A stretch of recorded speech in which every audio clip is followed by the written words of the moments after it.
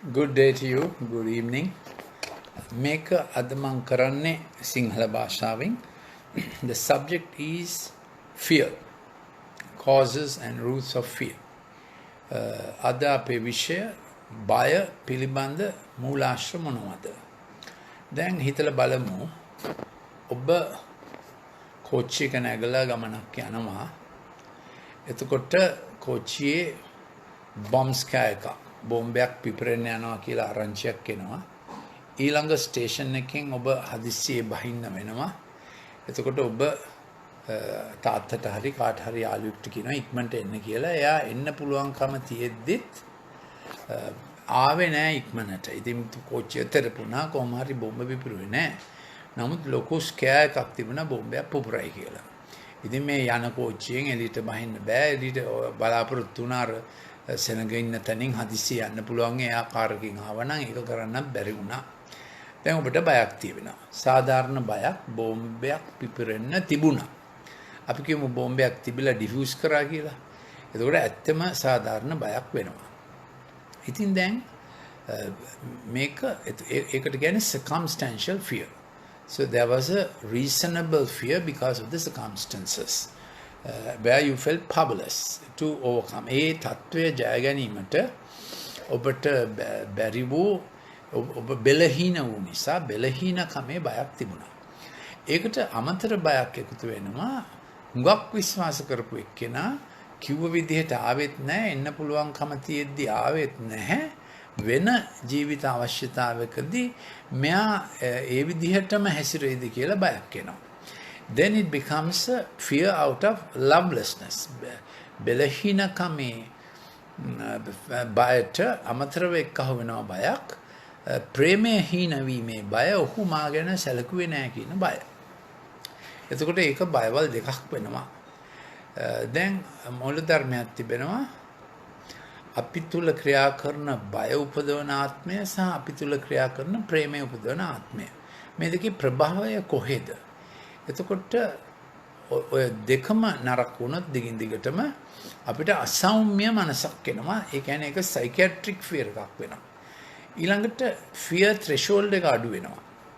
Fear threshold එක අඩු වෙනවා කියන්නේ දැන් ඊට පස්සේ කෝච්චියක යන්න බයයි. මොකද ආයෙත් බෝම්බයක් හවුවේද. ඊළඟට තව බයක් එනවා. මේ ඒ බෙලහීන වීමේ බය. තව බයක් එනවා ප්‍රේමයේ හීන වීමේ බය. අර මෙතෙක් මම විශ්වාස කරපු මේ පුද්ගලයා මම විශ්වාස කරන්නේ කොහොමද? එයා කිව්ව ගමන් ආවේ නැහැ. ඉතින් ඇත්තම එයා කිව්ව ගමන් එන්න බැරි වෙන්න හේතු තිබුණා. නමුත් ඒක එතන අහේතුක බයක් එනවා. circumstantial fear එකක් සාධක පදනම් කොටගත් බයක්. සාධක පදනම් කොටගත් බයක්. ඊළඟට ප්‍රේමය විරහිත වීමේ බයකුත් ඒකට එක්කහුව වෙනවා. එතකොට අපි හිතලා බලනවා මේ මූලාශ්‍ර දෙක අපි තුල ක්‍රියා කරන්නේ කෙසේද? ඉතින් මගේ පොසිෂන් එක මේකයි. හැම කෙනෙක්ම සැලසුම් කර තිබෙන්නේ හොඳ පවුලක ප්‍රේමයේ හීන නොවි මවකුසේ සිටම අපි ජීවත් වෙන පිණිසයි නැත්නම් ආශ්‍රය කරන පිණිසයි. හැබැයි අපිට තේරෙනවා ප්‍රේමය උපදවන ආත්මය වගේම බය උපදවන ආත්මයකුත් මිනිසා තුළ ක්‍රියා කරනවා. දැන් යම් ගතිගුණ තියෙනවා. Let's say anger. Repetitive anger, you say he has an angry spirit. All the time he's waiting to erupt. ඉතින් anger නැත්නම් තරහ යෑම ගතියක් චරිත ලක්ෂණයක්. හැමතිස්සෙම තරහ යන ප්‍රවණතාවයක් තිබීම. එතකොට ඒක චරිත ස්වභාවයට අමතරව disposition එකක් වෙනවා. ඒ කියන්නේ ඒකට ලේසි මේක spirit of anger. ඊළඟට තව විදිහකින් බලනවා නම් අපි තුල බය වීමට හේතුවක් තමයි තරංගය. ඒක බය උපදවන ආත්මයේ ගතියක් තමයි තරංගය. එතකොට ප්‍රේමය උපදවන ආත්මයක් තමයි ප්‍රේමය උපදවන ආත්මය බෙදා ගැනීමක්, sharing, complementation. Those who are into sharing and symbiosis, ඒ කියන්නේ සහජීවනය, ප්‍රේමය බෙදා ගැනීම, complementation, වරප්‍රසාදයක් හිමි අය වගේ අපි ජීවත් වෙනවා. අපිට වරප්‍රසාදය ගැන සැකයක් නැහැ. වරප්‍රසාදය කියන්නේ අපිට වඩා වැඩි කෙනෙක් අප ගැන සලකලා අප වෙනුවෙන් ක්‍රියා කරන එක. එතකොට අපි ජීවත් වෙන්නේ උචිතෝන්නතිය නෙමෙයි, අපි ජීවත් වෙන්නේ සැමට උන්නතිය තිබිය හැකි මගේ පවුලේ තාත්තයි අම්මයි මායි සහෝදරි සැමට උන්නතිය, thriving for all. බය උපදන ආත්මය අපිව competitive කරනවා. එතකොට දෙමව්පියෝ කතා කරන විදිය swim or sink, perform or perish. එතකොට ළමයින්ට පොඩි කාලේ ඉඳලම ඇහෙනවා භාෂාවක්, මේක තරංගකාරී ලෝකයක්, කොහොම හරි පහේශිෂ්‍යත්වයේ පාස් වෙන්නම ඕන. දැන් ડોක්ටර්ස්ලා දන්නවා සමහරලාට පහේශිෂ්‍යත්වය ගැන අම්මට මේ ඩ්‍රග්ස් දෙන්න වෙනවා. එච්චර අම්මා මේකට බර්කප් වෙලා. ළමයාට ඒක අපි ට්‍රාන්ස්ෆර් කරනවා. ළමයාට ඇති වෙනවා competitive spirit එක සහ බය උපදවන ආත්මයක්. එන ඉතින් මම මේක දෙක සම්බන්ධ කරනවා. competitive spirit තරංගකාරී ආත්මය සහ බය උපදවන ගතිය. අනිත් අතට ප්‍රසාදිත වරප්‍රසාද ලත් ගතිය, වරප්‍රසාදයක් එක්ක ජීවත් වීම සහ sharing caring බෙදා ගැනීමේ complementation ජීවිතය. ඉතින් දැන් මම අර කිව්වා threshold of fear එන්නේ අඩු වෙනවා. එතකොට කිසිම හේතුවක් නැති අහේතුක බියක්, unreasonable බියක් එන්න පටන් ගන්නවා. ආයෙත් කෝච්චි එක යන්න බෑ. සද්දයක් රතිඤ්ඤාවක් පිපුරුවත් ඉඳලා පුටුවක් පෙරළුණත් හිතනවා බෝම්බයක් පිපුරුවා කියලා. මොකද ඒ බය ඇතිව ජීවත් වූ නිසා. So then fear, anxiety and stress work together. ඉතින් බය සහ anxiety සහ stress එකට වැඩ කරනවා. anxiety කියන්නේ your demand has exceeded your supply. anxiety කියන්නේ කාංසාව කියන එක තමයි ලේසිම. සමහරලාට සංඛාව කිව්වට ඒක සංඛාව කියන්නේ සැකයනේ. කාංසාව කියන වචනේ තමයි anxiety වලට හොඳ. ආතතිය කියන එක එච්චර ඒක ටෙන්ෂන් එක අතින් ඒකට වඩා හොඳයි කාංසාව කියන එක මම හිතන්නේ. ඉතින් කාංසාව කියන්නේ ඔබගේ ඉල්ලුම ඔබගේ සැපියුමට වඩා වැඩි වුණාම මේක සීසෝ එක වගේ.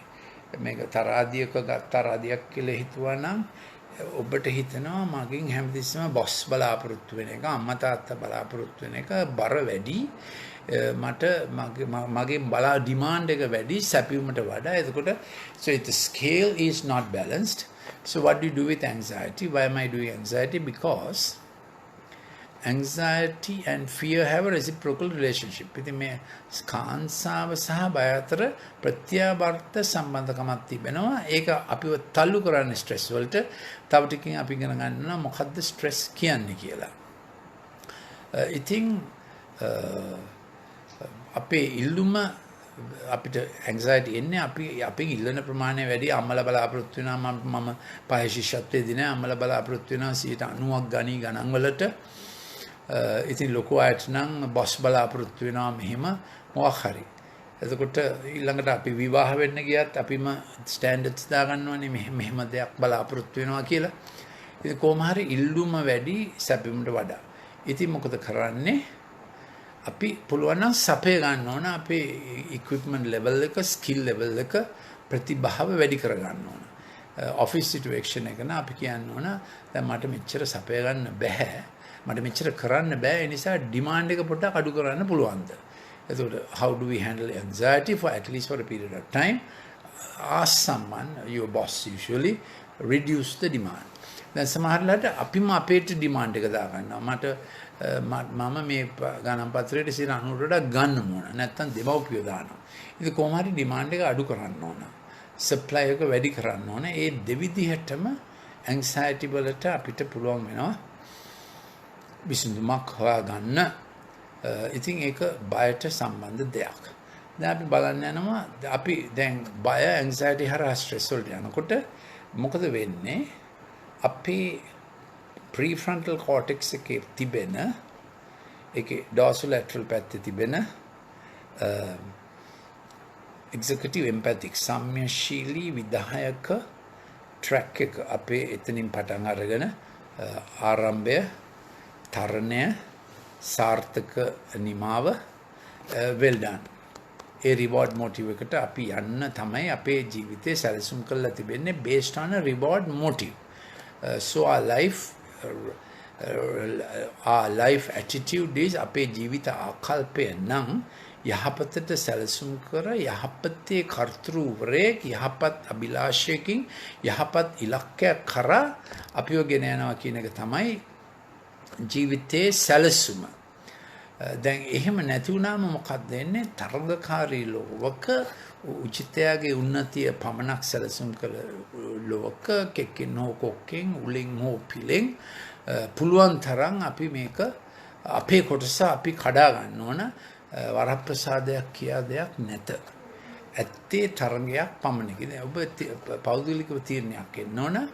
වරප්‍රසාදයක් කියලා දෙයක් ජීවිතේ තිබෙනවද? මේක ප්‍රසාද ජනක ගමනක්ද නැත්නම් මේක තරංගකාරී ගමනක්ද? තරංගකාරී ගමනකදී නිතරම බය උපදවන ආත්මය උත්තේජනය වෙනවා.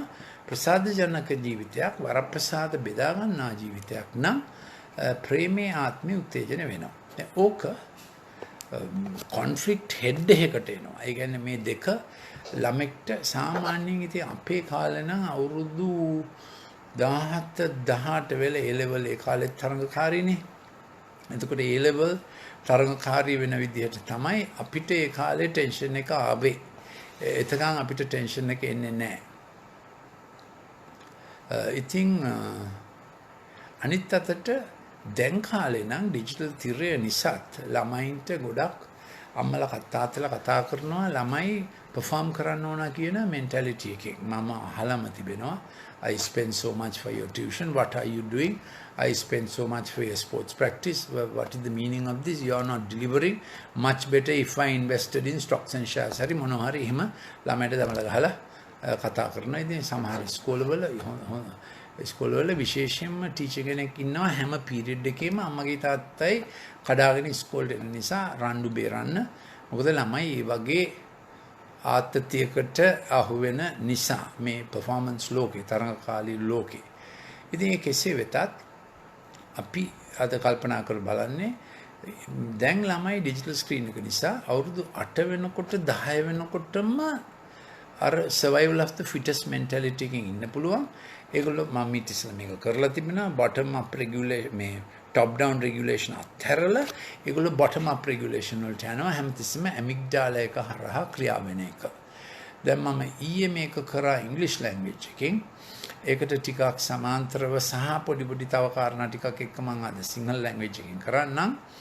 එතකොට අපිට එනවා අපේ ජීවිතයේ හැමතිස්සෙම season එක on your mark Saracen, Celeben, yeah. එහෙම තමයි අපේ ජීවිත ගමනේ seasons තිබෙන්නේ.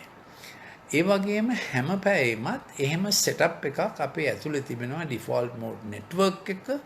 අපි dopamine වැඩ කරමින් salience ඉලක්කය බලා වැඩ කරනවා U curve එක හිමින් අඩු වෙනවා. ඊළඟට serotonin වැඩ කරන්න පටන් ගන්නවා මේ අපේ prefrontal cortex එකේ executive empathic tracts වල.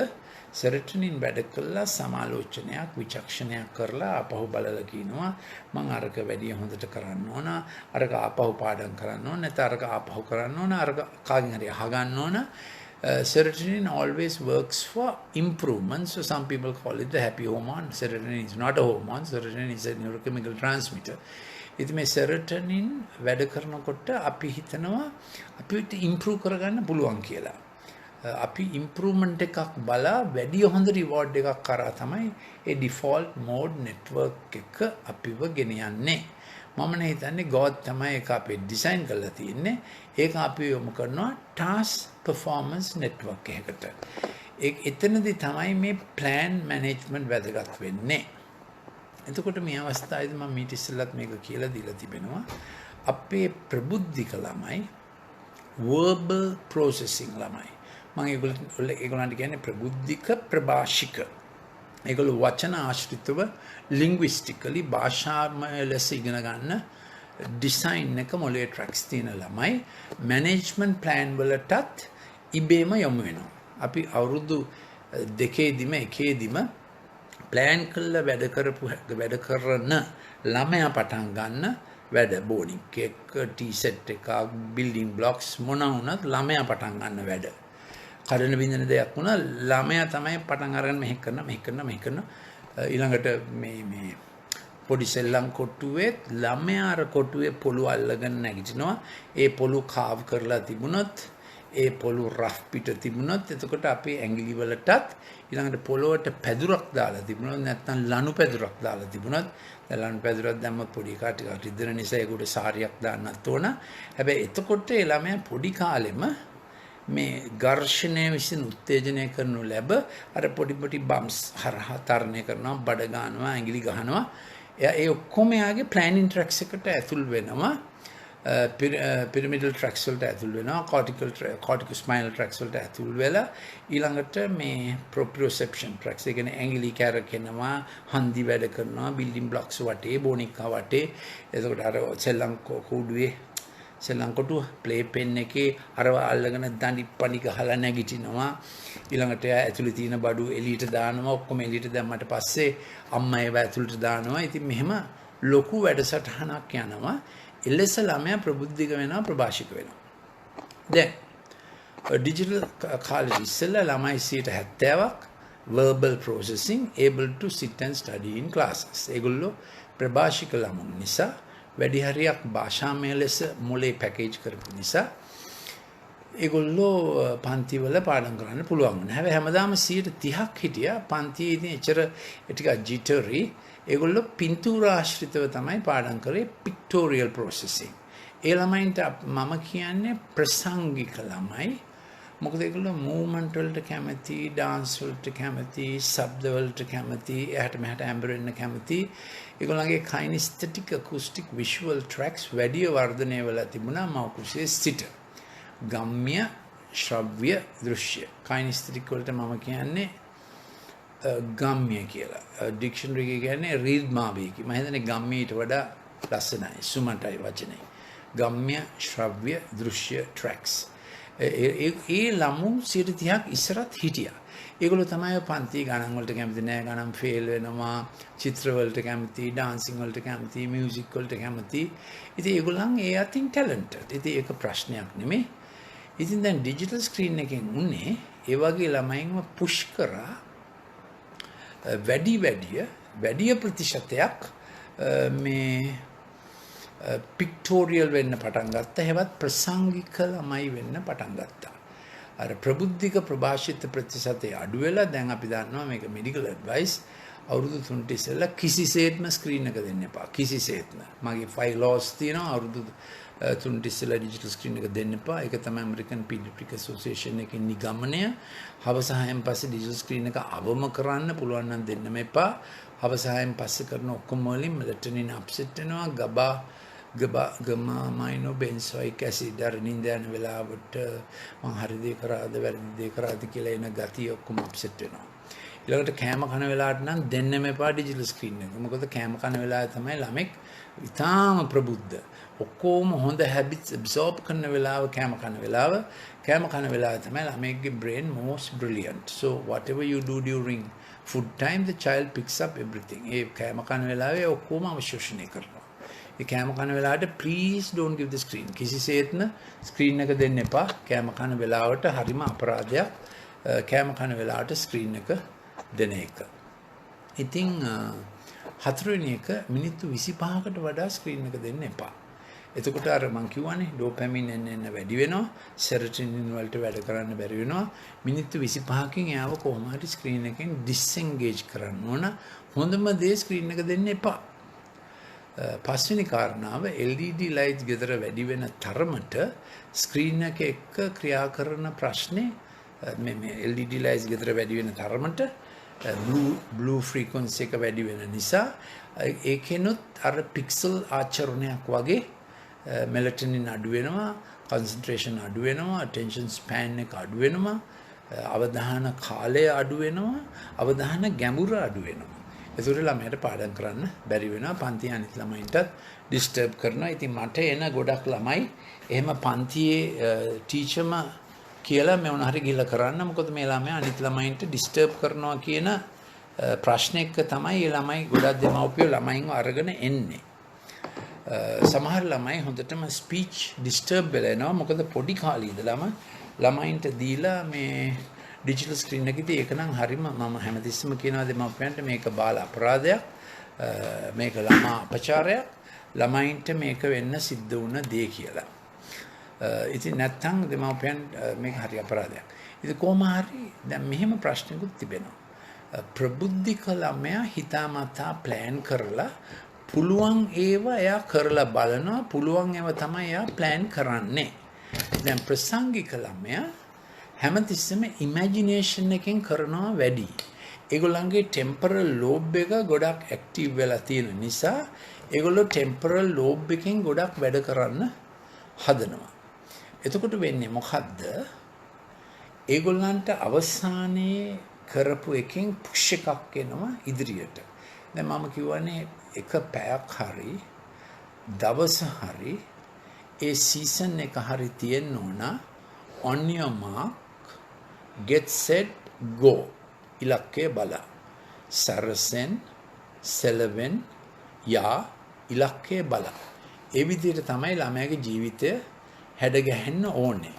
නමුත් මොකද වෙන්නේ ළමෙක් driven from the past පසුගිය පැය කරන එක එයාව පුෂ් කරනකොට ඒකට මම කියන්නේ ඩෙජාබු කියලා. ඒක ඇත්තම ටෙම්පරල් ලෝබ් එපිලෙප්සි වලදී පාවිච්චි කරන වචනයක්. නමුත් මේක මම කැමති thought science වලට පාවිච්චි කරන්න. ඒක ෆ්‍රෙන්ච් වචනයක්. ඒ කියන්නේ පසුගිය දේ එයාගේ ට්‍රැක් එක ආවේගශීලී කරනවා. එයාට on your mark එකට එන්න බෑ. Because he's driven from a memory. ඒ මතකය ශෝකී වෙන්න පුළුවන්. ත්‍රාසය වෙන්න පුළුවන්. එහෙම නැත්නම් අන්තරාවක් වෙන්න පුළුවන්. අන්තිම මතකයෙන් එයාව ඩ්‍රයිව් ෆෝවර්ඩ් වෙනවා. එතකොට එයාට තව එකක් වෙනවා. අර මං කිව්වේ අර බය වුණු තැනත්තා ඉදිරියටත් බය ප්‍රොජෙක්ට් කරනවා. මේ දුම්රියේ ගියොත් අර එදා වගේ ආයෙත් නපුරක් වෙයි. නගින්න ඉස්සෙල්ලා මේක වැඩ කරනවා. ඒ කියන්නේ මොකද්ද? ඒකට මම කියන්නේ ජමාවු ෆිනොමිනන් එකක්. ඒ කියන්නේ වෙන්නේ ඉස්සෙල්ලා ඒක ප්‍රොජෙක්ට් කරනවා. ප්‍රොජෙක්ට් වෙනවා. එතකොට ඉස්සරහනින් ආකර්ෂණයක් එනවා. පිටිපස්සෙන් ආවේගයක් එනවා. You are never able to do on your mark on assessment taksේරුවක් කරලා calibration කරලා on your mark get set සරසෙන් සෙලබෙන් ඉලක්කය බලා යා breast the tape meter 100 දිව්වා meter 400 දිව්වා meter 800 දිව්වා. ඒ කියන්නේ short term reward, mid term reward and then long term reward like a love affair once in your lifetime. ඉතින් love affair එකක් හැමදාම කරන්න බෑ. හැමදාම එක්ස්පෙරිමන්ට් කරන්න බෑ. dangerous dating කරන්න බෑ. මේවා සම්පූර්ණයෙන්ම ළමයිගේ ජීවිතේ විනාශ කරනවා. We must train them. So I'm slightly deviating on the track. අපි ඒගොල්ලන්ට පුහුණු කරන්න ඕන. ඒ වයස ආවම සාමාන්‍ය ගෑන් ළමයින්ට මේක අවුරුදු 18 වෙනකොට එනවා. පිරිමි ළමයින්ට සාමාන්‍ය අවුරුදු 21 වෙනකොට එනවා. මගේ අනාගත සහකාරී කවුද? So there's a shape in their inside. I believe God puts the shape. Who our life partner will be. මම හිතනවා shape එකක් ඇතුලේ තිබෙනවා රුවක්. What kind of රුව? අපේ රුවට අපේ ස්වරූපයට සරිලන සමපාත වන එක්තරා විදිහක ප්‍රතිබිම්බයක්. ඒ කියන්නේ කණ්ණාඩියෙන් පෙනෙන ප්‍රතිබිම්බෙ නෙමෙයි. මගේ රුවට සරිලන රුවක් මගේ ඇතුලේ තිබෙනවා. ඒක තමයි අපි හොයන්නේ. ඒක තමයි අපි හොයාගන්න ඕනේ. ඒක අපි patiently ඉන්න ඕනේ. ඒක හම්බ වෙනකම්. ඉතින් ඒක අපි ගන්නන්න ඕන. මොකද දැන් මේගොල්ලෝ ඔක්කොම දඩිස් බිඩිස් කාලා පුරුදු වෙලා තියෙන්නේ. ඉනිෂিয়েට් කරන්න වෙලාවක් නැහැ. පහුගිය ආවේගය එයාගලම පටන් ගන්නවනවා. ඊරය කරපු ඩිජිටල් ගේම් එක ලැප්ටොප් එක ලැප් එකේ තියෙද්දිම නිදාගත්තා. මෙහෙම ළමයි ගොඩක් එනවා මාව හම්බ වෙන්න. එතකොට ඒගොල්ලෝ sexual thrills, gambling thrills, එක જાතියේ thrills වලට යොමු වෙනවා. ඒගොල්ලෝ ත්‍රාසය විසින් මෙහෙවනු ලබන ජීවිතයක් ගත කරන්නේ. එතකොට මම කියලා තිබෙනවා අර top down regulation එක නැති වෙලා top down ඒ කියන්නේ ශීර්ෂ පාදක කියමුද ශීර්ෂ මූලික top down යාමනය නැති වෙලා bottom up amygdala හරහා hippocampus හරහා hypothalamus හරහා ඒ bottom up කියන්නේ මොන උත්තේජනයද එළියෙන් එන්නේ ගම්ම්‍ය ශ්‍රව්‍ය දෘශ්‍ය ඉතින් ඩිස්කෝ pixel screen ඕනම කියන දෙයක් යාළුවෝ කියන ඒවා පිටින් එන ඒවා මේ මොලේ plan එකක් නෙමෙයි ගුරුවරයෙක් කියපු එකක් නෙමෙයි තාත්තාම දුන්නු සැලසුමක් නෙමෙයි හදිස්සියේ. ඉතින් ඒක හැම අතටම නරකට යන්න පුළුවන්. මම කියලා තියෙනවා පික්සල් ස්ක්‍රීන් එක ඩෝපැමිනර්ජික් නිසා කොකේන් වල ඉෆෙක්ට් එකත් ඒකමයි. ඉතින් සමහර රිසර්ච් පේපර්ස් වල ඒකට කියන්නේ ඉලෙක්ට්‍රොනික කොකේන් කියලා.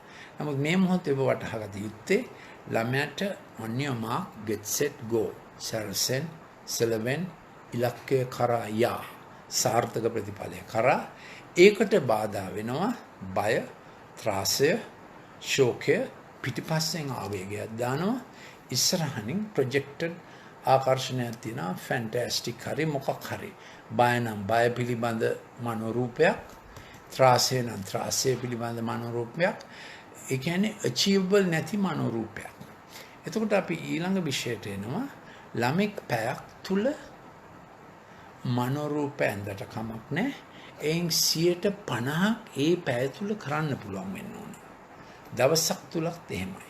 නැත්තම් ළමයා ඔක්කොම ඩිජිටල් ස්ක්‍රීන් එකෙන් වෙන්නේ.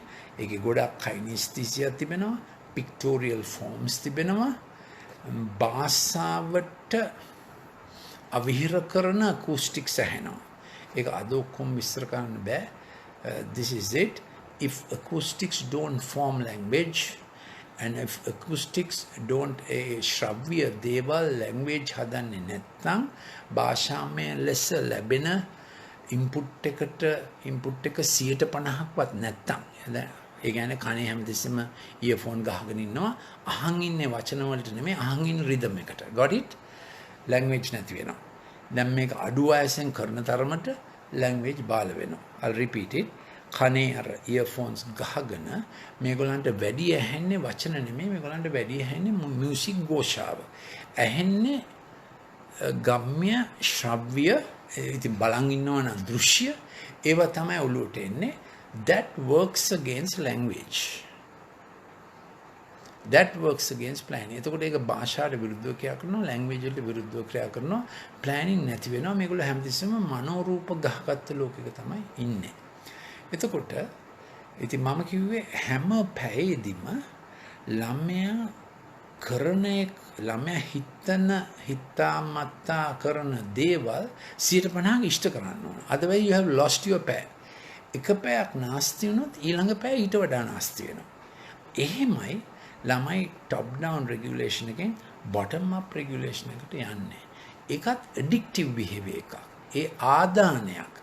පළමු කොට ඔහු addictive වෙන්නේ ඔහුගේ මනෝරූප වලට, චිත්ත රූප වලට, ඔහුගේ imagination එකට. Then it is easy for anybody else to make him an addict of cocaine, pornography or any other fantasy. එතකොට ඒගොල්ලෝ වෙන ඕනෑම ආදානයක් addiction එකකට යනවා මොකද දැනටම එයාගේ කාලේ යන්නේ addicted ගතියකින් ඒ කියන්නේ පටන් ගන්නමක් ආරම්භයක් තරණයක් successful conclusion එකක් well done එකක් නැහැ. On your mark get set go and achieve go විතරමදිනේ go and rest the tape go කිව්වට මදි. ඉතින් මේගොල්ලන් යන්නේ එහටයි මෙහටයි ගෝම තමයි. No deliverance no ඉලක්කයක් නැති වෙනවා. salience නැති වෙනවා.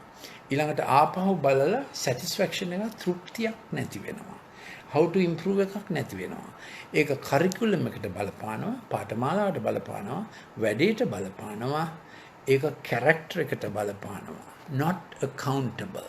ඒගොල්ලෝ calibration වලට කැමති නෑ. calibration කියන්නේ මොකද්ද? වැඩක් කරා, goals තිබුණා, marks දුන්නා, exams වල කොහෙත්ම කැමති නෑ. calibration කියන්නේ කරපු ප්‍රමාණයට තියාගයක් ලැබේ. calibrate කියන එක තේරෙනවනේ? තක්සේරු කිරීමක් කරපු ප්‍රමාණයට මිනුමක් තියාගයක් ලැබේ. reward එකක් තියෙනවා. මේගොල්ලෝ හැමතිස්සෙම හදන්නේ celebration. මොකද disco mode එකකින් ඉන්නේ නෝ. celebration is important. celebration on what you have done. ඉතින් අපි මොකද්ද celebrate කරන්නේ? දැන් මේගොල්ලෝ හැමතිස්සෙම celebrate කරන්නේ මේගොල්ලෝ කාගේ හරි ෆෑන්ස්ලා. ස්පයිඩර්මෑන් ගේ ෆෑන්, සුපර්මෑන් ගේ ෆෑන්, ශාරුක් ખાન ගේ ෆෑන්, මැඩොනා ගේ ෆෑන් හැමතිස්සෙම මේගොල්ලෝ කාගේ හරි thrill එකක්, කාගේ හරි මහිමයක්, කාගේ හරි කීර්තියක් ඒගොල්ලන්ව ආරූඪ වෙලා ඒ කීර්තියේ ෆෑන්. තමම මොනවද කරන්නේ? nothing done. තමා මුකුත් කළා නැහැ. නමුත් අනිත් අය කරපු දේවල් ගැන ලොකු ෆැන්ටස්ටික් අන්රියලිස්ටික් virtual reality එකක්. ඒක reality නෙමෙයි. ඇත්තෙන්ම යථාර්ථික ලෝකයක් නෙමෙයි. ඒක සම්පූර්ණයෙන්ම මවාගත්තු මනෝරූපයකට මේ ළමයා යනවා. ඒතකොට අවුරුදු 17 වෙනකොට ඒගොල්ලන් පාඩමකට ලෑස්ති නැහැ, කරිකියුලම් එකකට ලෑස්ති නැහැ. දෙමව්පියන්ට ඩිලිවර් කරන්න බැරි දේවල් වලට ගොඩක් වියදම් කරමින් කරිකියුලම් එක වෙනස් කරනවා, අර රටට යවන්න කියනවා, මේ රටට යවන්න කියනවා, වැඩක් නැහැ, ඉස්කෝලේ වැඩක් නැහැ කියනවා. O level කරපු ගමන් ඩිග්‍රී කෝසස් කරන්න යන්න ඕන කියනවා. ඉතින් අර දැන් අද මොනවද අපි කරේ? ස්ථානික බය, අස්ථානික බය, relational බය, සමදතා නිසා එන බය සහ සාධක නිසා එන බය. ඒ කියන්නේ loveless fear, ප්‍රේමය හීනවීමේ බය, ඊළඟට බලය හීනවීමේ බය. ඊළඟට fear threshold එක එන්න අඩු වෙනවා. ඒ කියන්නේ බය නොවිය යුතු දේවල් වලට බය වෙනවා. ඊළඟට පිටිපස්සෙන් එන ආවේගය පුෂ් කරනවා. එම නිසා ආරම්භයේ තරණය නැති වෙනවා, ඉලක්කය නැති වෙනවා, සාර්ථක අවසානය නැති වෙනවා. නැත්තම් ප්‍රොජෙක්ට් කරපු අනාගතය පිළිබඳ ඉමැජිනේෂන් එකක් මෙයාව ඇදගෙන යනවා. කල නොහැකි මෝඩ ඉමැජිනේෂන් එකක්, ෆැන්ටස්ටික් ඉමැජිනේෂන් එකක්. මට අර ක්‍රිකට් වගේ වෙන්න පුළුවන්, මට ඩාන්සින් ස්ටාර් වෙන්න පුළුවන්, මට සිංගින් ස්ටාර් වෙන්න පුළුවන්. ඒක ස්නැප්චැට් එකකින් ඩිස්මෝෆියා එනවා. මගේ මූණ මේ වගේ, තොල් මේ වගේ, ඇහි බම මේ වගේ කියලා ගොඩක් ඒ වගේ දේවල්. ඒගොල්ලෝ අන්තිමේ දන්නේ නැහැ තමාගේ රූපේ මොකද්ද කියලාත්. එච්චර ඉමැජිනේෂන් අප්සෙට් වෙනවා. මොකද්ද පිළියම? පළවෙනි දේ තමයි ඒගොල්ලන් පැය කරන දේ ගැන පොඩ අවධානය තියන් ඉන්න ඕන, especially between 12 and 17. දැන් එකඟ වෙන්න එපා. මේ ඉස්සෙල්ලත් කියලා තිබෙනවා මේ මගේ කාමරේට එන්න එපා. ඒ වලට එකඟ වෙන්න බෑ. එහෙම නොවෙන්න නම් හැමදාම තාත්තා හවස 7 ඉඳලා ළමයි එක්ක කාලේ ගත කරන්න ඕන. ඒ ඔබ තීරණයක් ගන්න ඕන 7 ඉඳලා රෑ 9 වෙනකම් පැය දෙක ළමයින්ට අයිති, ගෙදර කරියකට අයිති. අර මොන ටෙලිවිෂන් channel එකේ මොනවා ගියත්. ඒක ඔබට හිතනවා නම් පැය දෙකක් දෙන්න බෑ ළමයි උදෙසා කියලා ඒක කනගාටුදායක තීරණයක්. නමුත් අඩු ගානේ පැයක්වත් දෙන්න. එතකොට එයා ඇඳට යන වෙලාව එයාත් එක්ක negotiate කරන්න. ඇඳට යන වෙලාවේදී තමයි අර මෙලටොනින්ස් ක්‍රියාත්මක වෙන්නේ. ඊළඟට GABA ක්‍රියාත්මක වෙනවා. ඔය අපේ රෙටිනා එකේ දෘෂ්ටි විතානේ තියෙනවා intrinsically photogenic retinal cells කියලා જાතියක්. ඒකේ ට්‍රිගර් එක අනුව මොලේ GABA, gamma aminobenzoic acid, ඒ නියුරෝකෙමිකල් ට්‍රාන්ස්මිටර් එක ක්‍රියාත්මක වෙනකොට අපිට පමණ දැන හැසිරීම, අපි කරපු දේවල් ගැන විචක්ෂණය එන්න පටන් ගන්නවා. ඒක අර නින්දට වැටෙන ළමයා හැමදෙස්සම කියන්න දෙනවා තාත්ති මට වැරදුනා, අම්මේ මෙහෙම එකක් වුණා. ඒ වෙලාවට you must be available. එතකොට ඒ ළමයා ඒව निराකරණය කරලා හොඳ නින්දකටපත් වෙනවා. ඉතින් මම ඊට ඉස්සෙල්ලා කියලා තිනවා අපි නිදාගත්තම Godගේ process එකක් තිබෙනවා. glymphatic system එකේ glial cells වැඩ කරලා ඔක්කොම අපේ අනවශ්‍ය neurochemical transmitters අහක් වෙනවා. neuronal repairs එහෙම වෙනවා. ඊළඟට deep sleep වලදී අලුත් glial connections, synaptic connections ඇති වෙනවා. දැන් නිදාගත්තා වගේ deep thought තියෙන්න ඕන නැගිටගෙන ඉන්නකොට. digital screen එක දැම්ම ගමන් ගැඹුරු චින්තනය නැති වෙනවා. ගැඹුරු චින්තනයේදී අපේ මොලේ delta waves පටන් ගන්නවා. ගැඹුරු චින්තනයේදී අලුත් neuronal connections ඇති වෙනවා. එහෙම තමයි brain brilliant වෙන්නේ. ඒක හොඳ නින්දෙදී, සුව නින්දෙදිත් අපිට brain brilliant වෙන්නා වූ connections ඇති වෙනවා. මොකද සුව නින්ද කියන්නේ NREM, REM sleep cycles 3-4ක් කරකිලා උදේ නැගිටිනකොට අපි ready for the day. නැත්නම් ළමයා උදේ නැගිටිනකොට කචල් දානවා, අරක නැහැ කියනවා, මේක නැහැ කියනවා, ටීචර් හොඳ නැහැ කියනවා. එහෙම විය යුතු නැහැ. ඉතින් මුලින් dreams නපුරු dreams තමයි පේන්නේ. ඒ කියන්නේ unpleasant dreams. ඒව ටිකක් ගිහිල්ලා 2:00 3:00 වෙනකොට හොඳ dreams, pleasant dreams penny තමයි. ඊළඟට අපි dreams නැති වෙලාවක තමයි නැගිටින්න ඕනේ. අපේ නිින්ද ස්වභාවික නිින්දන. අපි නැගිටින්න ඕනේ NREM sleep වල. REM sleep වල නැගිට්ටොත් අපිට දැනෙනවා නිකන් හරියට නිදාගත්තේ නෑ වගේ. ඉතින් අර digital screen එකට බැහැ වෙන කෙනාගේ මේ ඔක්කොම lopsided වෙලා. ඉතින් අපේ empathic learning center එකේ අපි අවුරුදු 8න් 15 ළමයින්ට ගොඩක් arts crafts එහෙම කරනවා. අපි ඒකට charge කරන්නේ නැහැ. සාමාන්‍යයෙන් මගේ students ලා refer කරනවා, fellow doctors refer කරනවා, ඉස්කෝල වලින් ගොඩක් refer කරනවා. මම lectures කරපු corporates වලිනුත් refer කරනවා. දැන් මම මේක කියලා තිනවා හැම faculty එකේම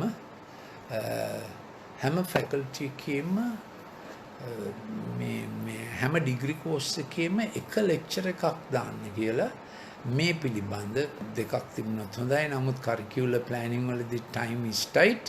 අඩු ගානේ එක lecture එකක් දාන්න කියලා like thought science, empathic learning procedures and the effect of the digital screen.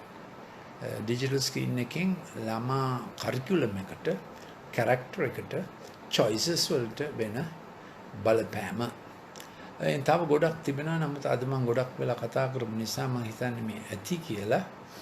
එතකොට අර පැයකට ඒගොල්ලෝ plan කරන, ඒගොල්ලෝ හිතාමතා දේවල් කරන්න අවශ්‍යයි.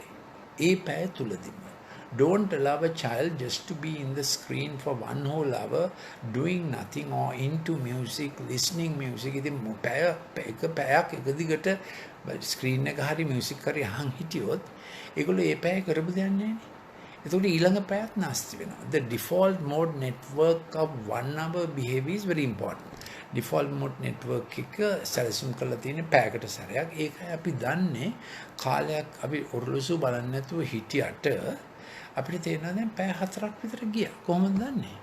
That is the default mode network. Default mode network. ඒකට මම කියන්නේ මම හිතන්නේ සම්මත චින්තන පදනම වගේ එකක් ඔය කියන්නේ. ඒ විදිහට තමයි මොලේ සැලසුම් කරලා තිබෙන්නේ. So you can take these precautions, minimize the digital screen, and when children have to be on Zoom, I have said to bite fruit all the time. I mean some of the time bite it, chewy vegetables. Again me fruit hapanna, vegetables hapanna නැත්නම් ඒගොල්ලෝ දන්නවා vegetable fruit ගත්තම අර dopaminergic drive එක choose කරලා බහිනවා කියලා. So they say I hate fruit, I hate vegetable. ඒගොල්ලෝ කැමති නැහැ. සම්පූර්ණ meal එකක් ගන්න කැමති නැහැ. junk food වලට තමයි කැමති. ඒගොල්ලෝ ඉගෙන ගන්නවා කොයි junk food වලද e substances තියෙන්නේ අර dopaminergic drive එක උත්තේජනය කරලා වැඩි කරන දේවල් තියෙන්නේ. ඒගොල්ලෝ දැනගන්නවා. මම Dr. Lalit Mendis.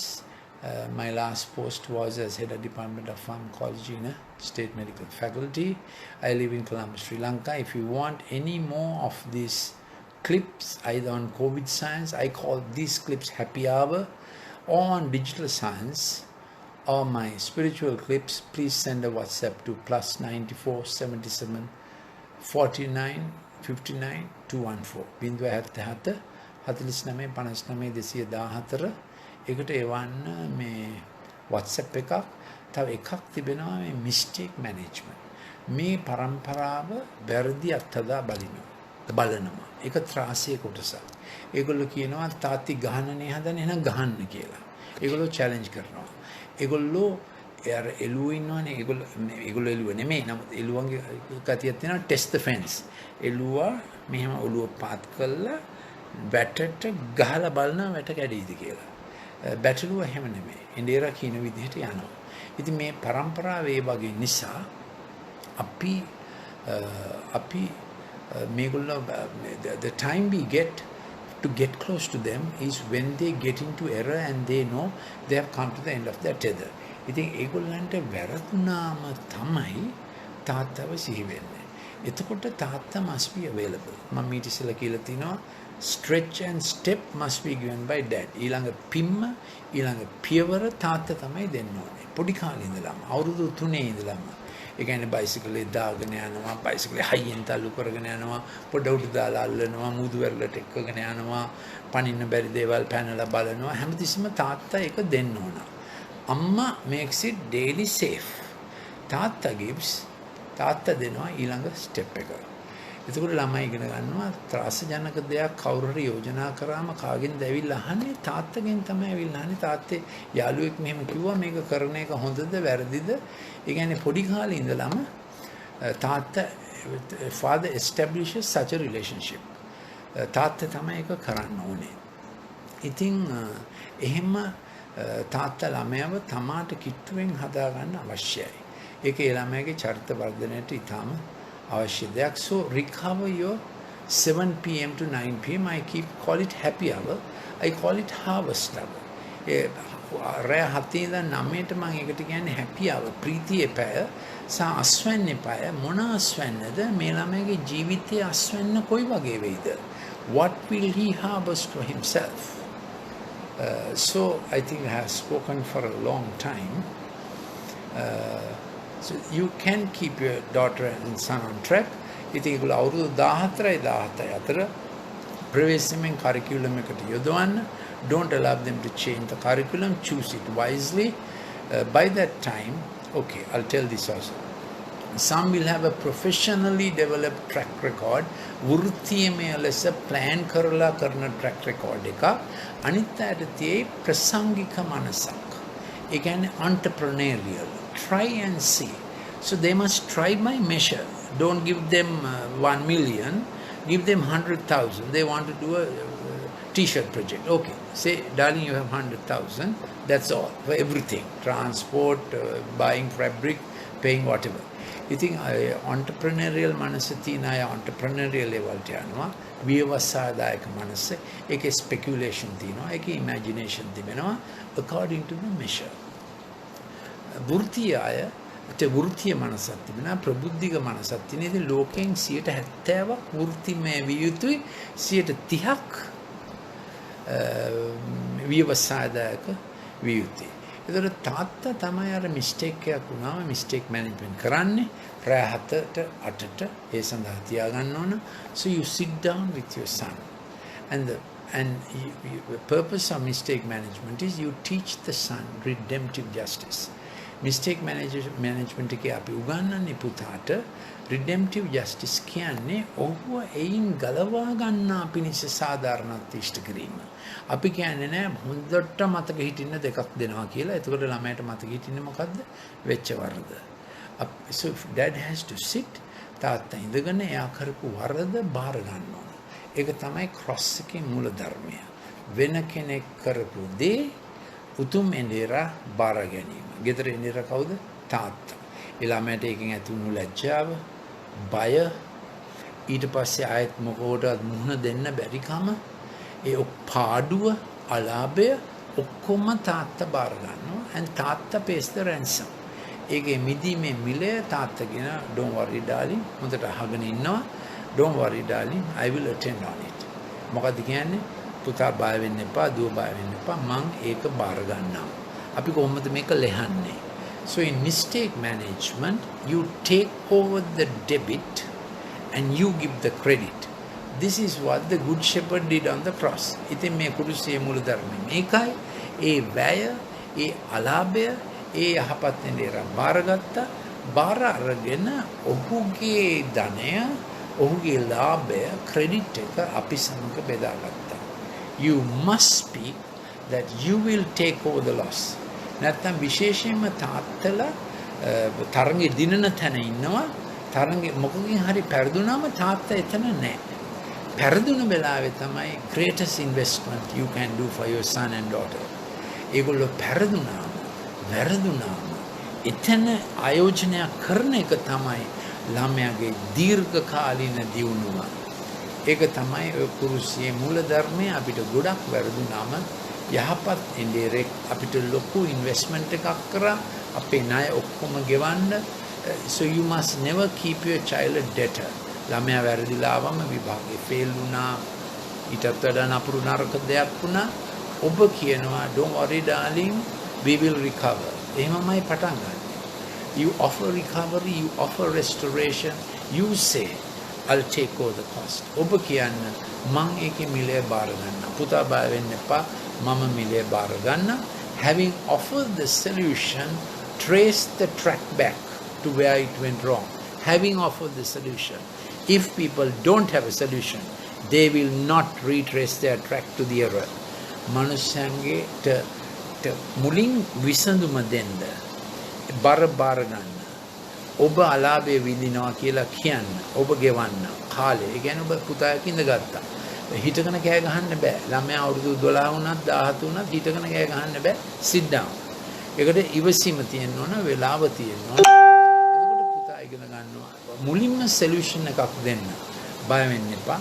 විසඳුමක් තියෙනවා වෙච්ච දේ කියන්න. මම බාර ගන්නවා, වගකීම බාර ගන්නවා, සෝල්ව් කරන්න බාර ගන්නවා, විසඳුම බාර ගන්නවා. විසඳුම දුටු කල මිනිස්සයෝ පැතොජෙනිසිස් එක වටහා ගන්නවා. ව්‍යාධි ජනනය. මට වැරදුනේ කොහෙද? විසඳුමක් දුන්නේ නැත්නම් ව්‍යාධි ජනනය දිහා මිනිස්සු බලන්නේ නැහැ. They will not go back the hard walk of pathogenesis. At our age we are like that. Children are also like that. අපේ ජීවිත මේ කාලෙදිත් අපි කැමති නෑ අපස්සට හැරිලා බලන්න විසඳුමක් නැත්තම්.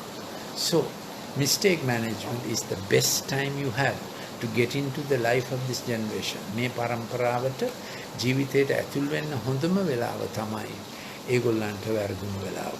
Use it maximally. Thank you for listening. We will meet again with our weekly talk sometime. Thank you for listening.